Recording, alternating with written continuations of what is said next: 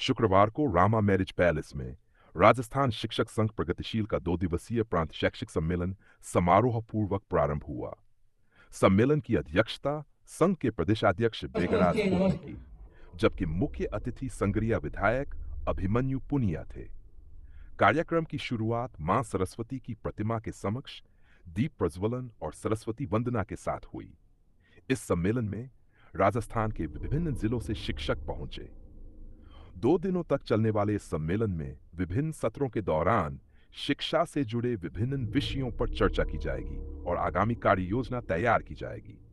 सम्मेलन में पीलीबंगा विधायक विनोद गोठवाल, पंचायत समिति प्रधान सोहन डिल, पूर्व विधायक सुचित्रा आर्य, प्रदेश कांग्रेस कमेटी के महासचिव राजेश चौधरी, युवा नेता राजेश कंदोई, कमलेश कपिल, विजेंद्र चौधरी, रामकुमार स्वामी, केसराराम मेहरा, जगदीश डाका, गिरीश कुमार शर्मा, गोर्धनराम बागडवा, अभिमन्यु भदौरिया, कालूराम खटीक, परसराम तिवारी, बाबूलाल मांझू, रामनिवास पारासर, अखिलेश शर्मा, सतपाल बिश्नोई, उग्रसेन सहारण, शिक्षक नेता बहादुराम गोस्वामी, तरुण विजय आदि उपस्थित थे। संयोजक राम लुभायातिन्ना ने सम्मेलन में शिक्षक एकता पर जोर देते हुए कहा कि शैक्षिक वातावरण में फैले अराजकतापूर्ण माहौल को सुधारने की जरूरत है। मुख्य अतिथि विधायक अभिमन्यु पुनिया ने अपने संबोधन में कहा कि समाज और देश को ऊपर उठाने में शिक्षक की अहम भूमिका है। शिक्षक न केवल शैक्षिक उन्नति में बल्कि व्यक्ति के चरित्र निर्माण में भी महत्वपूर्ण भूमिका निभाते हैं।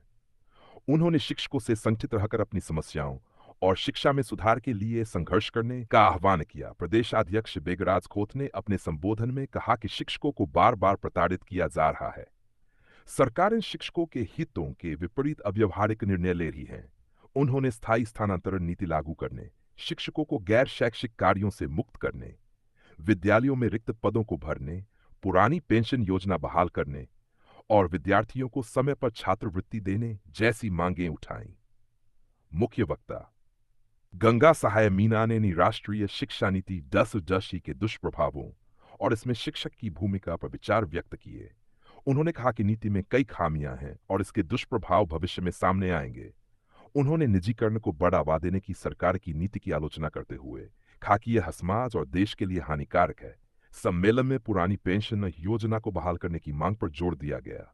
वक्ताओं ने एकजुट होकर कहा कि यह कर्मचारियों का हक है और इसमें किसी भी प्रकार का बदलाव उन्हें मंजूर नहीं होगा। शनिवार को सम्मेलन के अंतिम दिन प्रांतीय कार्यकारिणी के चुनाव और कई अन्य प्रस्ताव पारित किए जाएंगे। शिक्षक हितों के लिए लगातार संघर्ष करने के लिए संघ के प्रदेशाध्यक्ष बेगराज खोत का अभिनंदन किया गया।